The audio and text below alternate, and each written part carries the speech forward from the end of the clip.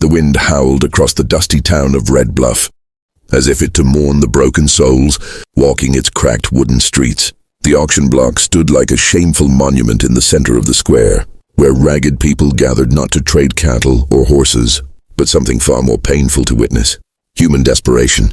Behind the wooden railing stood a girl, maybe 20 at most, with her wrists tied and her eyes swollen. Her once blue dress was dirt-stained and torn, her shoulders sunburned and bruised, and her voice barely a whisper as she spoke the words that would cut through the heavy silence, like a blade through cloth. "Please just make it quick." The crowd murmured, some amused, some indifferent. She didn't look at anyone. She didn't need to. There was nothing left to see. She had no name they cared about, only a number. Lot to 7. In the back, leaning against a splintered post, stood a man who hadn't come to buy anything. His name was Elias Boon, a rancher from the southern ridge, known to keep to himself ever since his wife died 5 years back. His beard was more salt than pepper now, and the lines on his face were carved deep from sun and sorrow. He had livestock, a few workers, and a house too big for one man. But it wasn't loneliness that drew him here. It was something deeper, something he didn't even understand until he heard her voice. The auctioneer barked numbers, his voice booming over the hush. "Do I hear $20 for this strong young woman?" 10-5. Silence, even among broken men. There were lines most wouldn't cross. This wasn't a place of heroes, just shadows pretending to be men. "Bon," the man tried weakly. Laughter rippled, bitter and cruel. Elias stepped forward, holding up a single silver dollar without saying a word. The room went still. The auctioneer shrugged. "Sold La 27 to the man in the hat." The girl didn't flinch, didn't cry, just stood still as they cut her ropes and pushed her off the block. Elias said nothing, only took off his coat and draped it over her shoulders. She didn't thank him, just looked at the ground like it was the only thing left that didn't betray her. Back at his ranch, the silence between them stretched like the prairie sky.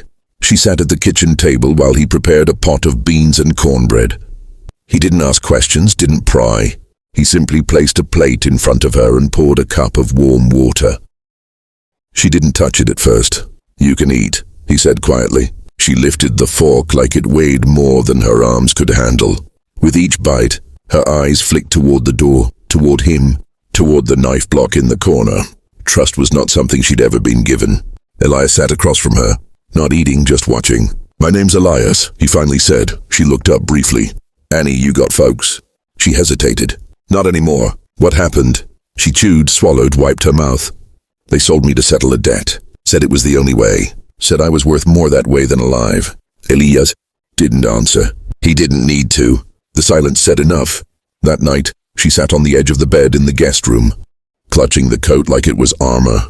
She didn't sleep much. Neither did Elias, but not for the reasons the town might have assumed. This wasn't about possession. It was about something else's slow aching. Understanding that two broken people had somehow collided in the wreckage of life. In the following days, Elias didn't treat her like something he bought. He taught her how to feed the chickens, how to care for the horses. He showed her how to fix a fence, patch a saddle, and read the sky for storms. And though she rarely spoke, her eyes began to follow him with curiosity instead of fear. One morning she asked him something she hadn't dared ask anyone. "Why did you do it?" Elias looked up from where he was repairing a gate. "Do what?" "By me." He leaned back against the fence post. "Because I couldn't watch them break someone else." "Not again." She stared at him. "Someone else." "My wife," he said simply. "She got sick. Town doctor wouldn't come unless I paid. I didn't have enough. She died waiting." The words hit her like thunder. Not because they were dramatic, but because they were true. "People think money is the worst kind of poverty," he added. "But it's not. Hopelessness is." Annie didn't reply, but she didn't need to. Her shoulders relaxed slightly, and for the first time, her voice didn't sound like it belonged to a ghost dot. As summer rolled on, the scars on Annie's body began to fade, but the ones on her spirit were deeper. She still woke up in cold sweats, still jumped at loud noises, still didn't trust her reflection in the mirror. But she worked hard, and Elias never once crossed a line. In a town where women were used like cattle and thrown away just the same. That made him different. One night while they watched the fire crackle in the hearth, Annie whispered, "You could have done anything to me. No one would have stopped you." Elias didn't look at her. "That's exactly why I didn't." Tears welled in her eyes. Not because she was sad, but because she didn't know what to do with that kind of kindness. Not after everything. I was praying someone would end it quickly, she admitted. But you didn't. You made it slow and safe.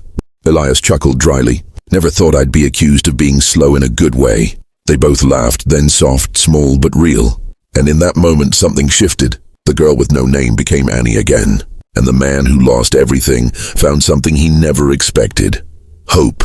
Annie stood at the edge of the pasture, her bare feet pressing into the warm dirt as the wind tugged at her faded dress. The horses grazed peacefully under the rising sun, and for a moment it felt like the world wasn't made of bruises and betrayal for the first time in a long while. Annie felt something unfamiliar stirring deep inside her. The whisper of safety, the quiet breath of freedom. But peace was never something that came easy in Red Bluff.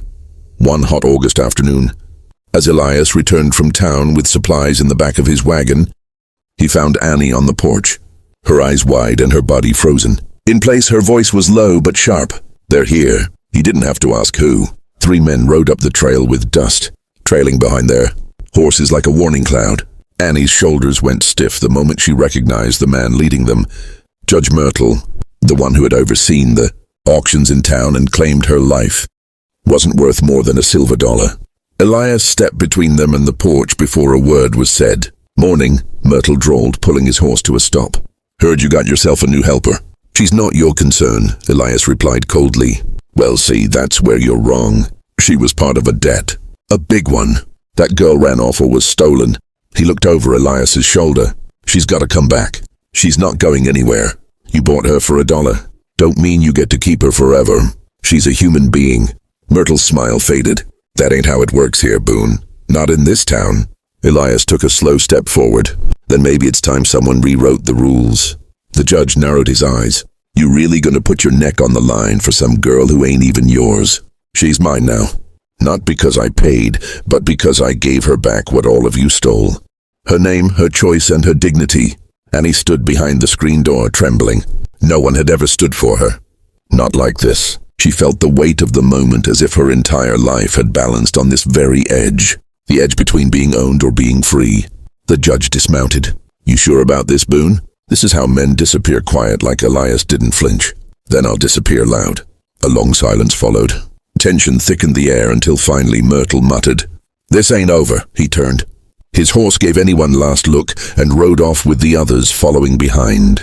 As their silhouettes faded into the distance, Elias let out a breath he'd been holding the whole time. He turned to Annie. "You all right?" She nodded, then stepped off the porch. Her hands were shaking, but her eyes, they were steady. "You didn't have to do that." "I did. Why?" Elias looked out toward the horizon where the sun kissed the land with firelight. "Because when a person's broken, they don't need someone to fix them. They need someone to stand beside them. You've stood alone long enough." And he blinked back tears. "What happens now? You live," he said softly. "You heal. You work if you want. Rest if you need. But no one decides for you again.